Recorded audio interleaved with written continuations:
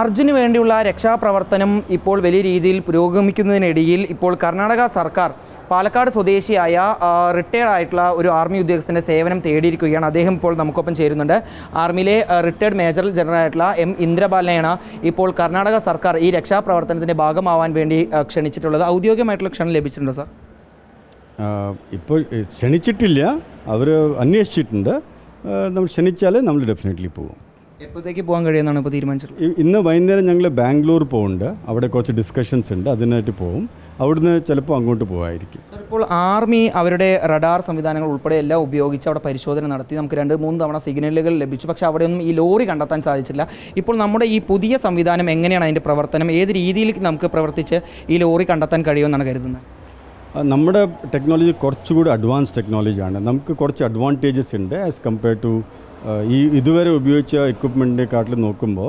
ഒന്ന്, നമുക്ക് high mobility ഉണ്ട്. ഡ്രോൺ ഉള്ള കാരണം നമുക്ക് മൗണ്ടൻ സ്ലോപ്പ് ആയാലും പുഴ ആയാലും സ്ലഷി ലാൻഡ് ആയാലും എവിടെ ആയാലും പോകാൻ പറ്റും. ആ ഡ്രോണിന് ഫ്ലൈ ചെയ്യാൻ പറ്റും ഈസിയായിട്ട്. റിമോട്ട് കൺട്രോൾ ഡ്രോണാണ്. അതിന് 2.5 kilometre line of sight range ഉണ്ട്. പിന്നെ സ്കാനിങ് റേറ്റ് കുറച്ചുകൂടി ഹൈ ആണ്. ഇപ്പോൾ ഡിപ്ലോയ് ചെയ്ത എക്വിപ്മെൻറ്റ് ഈ മൊബിലിറ്റി ലിമിറ്റേഷൻ ഒരു ഭയങ്കര ലിമിറ്റേഷൻ അവരുടെ. പിന്നെ സെക്കൻഡ് ലിമിറ്റേഷനാണ് ഡെപ്ത് ലിമിറ്റേഷൻ. ആ depth most of the equipment depth അവരുടെ വരുന്നത് 1 മീറ്റർ to 5 മീറ്റർ ആയിരിക്കും.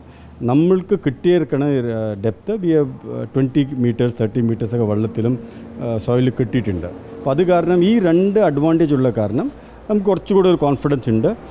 ഈ ഇതിനെ ഡിപ്ലോയ് ചെയ്താൽ ഒരു നല്ല ചാൻസ് ഉണ്ട് ഇതിനെ കണ്ടുപിടിക്കാനായിട്ട്. മുമ്പ് ഇത്തരത്തിൽ ഈ സംവിധാനം ഉപയോഗിച്ചുകൊണ്ട് ഈ ബോംബ് ഡിറ്റാച്ച്മെൻറ്റ് ഉൾപ്പെടെയുള്ള സംവിധാനങ്ങൾ നമ്മൾ ചെയ്തിട്ടുണ്ടെന്നാണ് ഞാൻ മനസ്സിലാക്കുന്നത്. നമ്മുടെ റഡാർ ടെക്നോളജി, ഇതെല്ലാം റഡാർ ടെക്നോളജിയാണ്. ഇനി റഡാർ ടെക്നോളജിയിൽ നമുക്ക് കുറേ പേരുണ്ട് മിലിറ്ററിയിൽ വർക്ക് ചെയ്തിട്ട് നമ്മുടെ കൂടെ അഡ്വൈസറായിട്ട്. അപ്പോൾ എൻ്റെ ബ്രദർ തന്നെ റിട്ടയർഡ് മേജർ ജനറൽ രാജേന്ദ്രൻ, അവർ ഇന്ത്യൻ ആർമിയുടെ ഡിപ്പാർട്ട്മെൻറ്റ് ഓഫ് റഡാർ അതിൻ്റെ ഹെഡായിരുന്നു കുറേ വർഷം.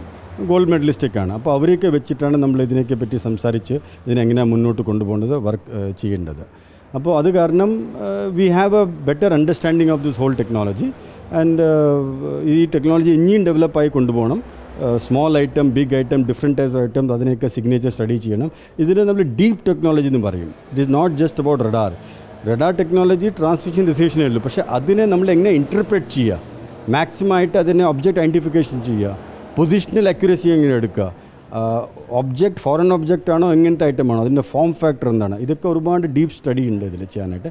അതിങ്ങനെ ബെറ്റർ ആൻഡ് ബെറ്റർ ആയിട്ട് വരുന്നുണ്ട്.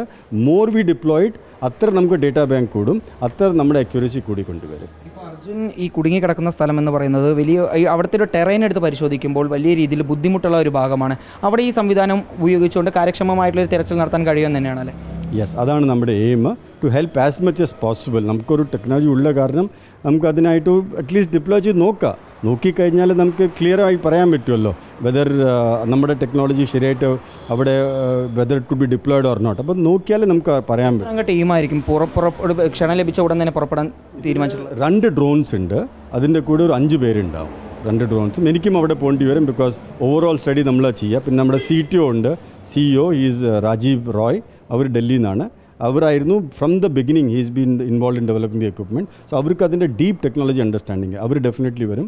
പിന്നെ ഓപ്പറേഷൻസ് ടീമുണ്ട്, ഇൻ്റർപ്രിട്ടേഷൻ ടീമുണ്ട്. ഇതെല്ലാം കൂടി ഒരു 5 പേരുണ്ടാവും.